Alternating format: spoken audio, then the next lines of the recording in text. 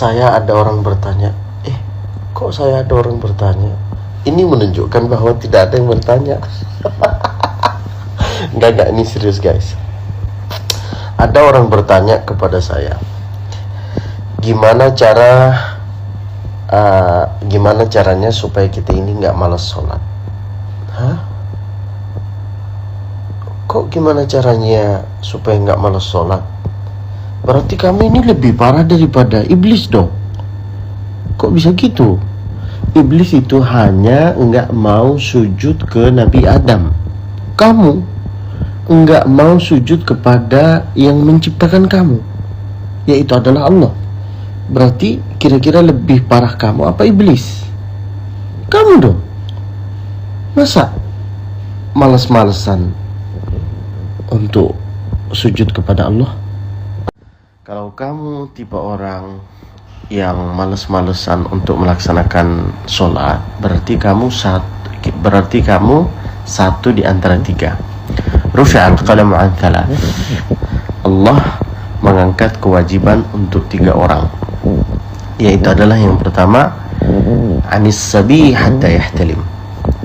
Mungkin anak kecil belum baligh, yang tak ada masalah, masih kecil lah, belum wajib untuk melaksanakan sholat. Yang kedua, wan an-naim hatta yastaqir. Mungkin kamu sakit parah, nggak sadar, nggak ada masalah, sampai kamu bangun baru melaksanakan sholat. Mungkin kamu bukan yang pertama, bukan yang kedua. Mungkin kamu yang ketiga, anil majnuni hatta yafiq. Mungkin kamu tipe orang yang ketiga, yaitu adalah orang gila.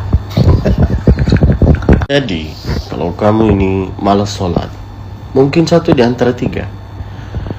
Kalau bukan anak kecil, berarti kamu sakit parah. Kalau bukan sakit parah, berarti kamu gila.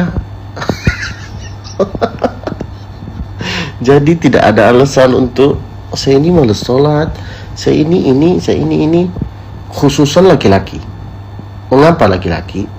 Karena kalau perempuan mungkin dia head, alasannya head. Tapi kalau laki-laki malas sholat, berarti kamu head. Sholat guys, sholat. Jangan hanya yang penting, prinsipnya yang penting saya sholat. Itu salah guys.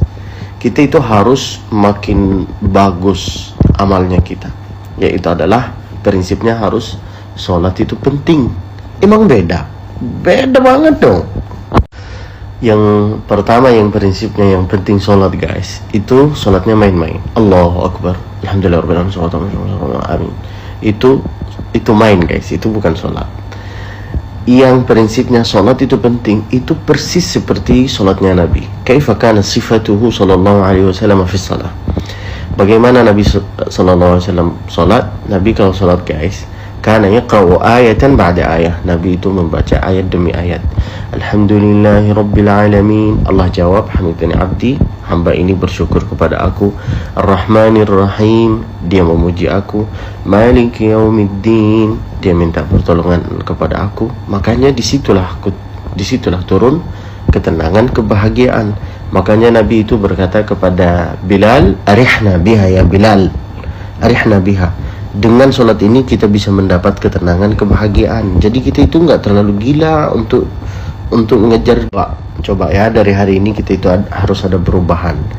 Orang yang prinsipnya yang penting sholat itu, demi Allah guys, kehidupannya sedikit-sedikit gabut, sedikit-sedikit malas, sedikit-sedikit bosan, sedikit-sedikit ada rasa aku kurang apa ya. Kehidupannya nggak jelas. Beda dengan orang yang prinsipnya sholat itu penting. Kehidupannya itu waktunya aja itu tertata. Ada waktu ngaji, ada waktu makan, ada waktu ngobrol, ada waktu healing, ada waktu me time, ada waktu sholat, ada waktu, semua ada waktunya. Jadi saya ini bukan sombong. Ada waktu sholat, ada waktu healing, ada waktu ngaji, ada waktu kita scroll, semua ada waktunya. Sa'atun wa sa'ah. Itu ucapannya Nabi. Semua itu harus ada waktunya. Begitulah kalau prinsip kita sholat. Makanya ini masalahnya kita ya semua. mau ustadz, mau orang biasa. Terus gimana caranya sih supaya kita itu bisa sholat di awal waktu, menjaga 5 waktu sholat di awal waktu? Itu caranya guys, kata nenek saya yang bernama Syekh Ruqayyah Saleh Adam. Nah, nenek saya, Embu. Mengapa saya ingat pesan-pesannya dia? Karena saya dulu dari sejak saya lahir sampai saya sudah usia 20-an, saya itu hidup sama dia, tidur sama dia, makan sama dia, semua sama dia. Dan dia yang selalu bilang ke aku, kamu itu kalau ingin menjaga sholat subuh di awal waktu, kamu harus rajin-rajin sholat qabliyah ba'diyah, qabliyah ba'diyah, qabliyah ba'diyah, automatically fardunya terjaga. Tapi kalau kamu malas-malas sama qabliyah ba'diyah, ya udah, lihatlah fardunya, nanti saja, begitu guys. Lalu Bang Basit, gimana kalau saya kebangun tidur jam 9, jam 10, yang seharusnya sholat subuh jam 4, jam 5, tapi saya karena tertidur karena saya scroll TikTok sampai jam 4, jam 3.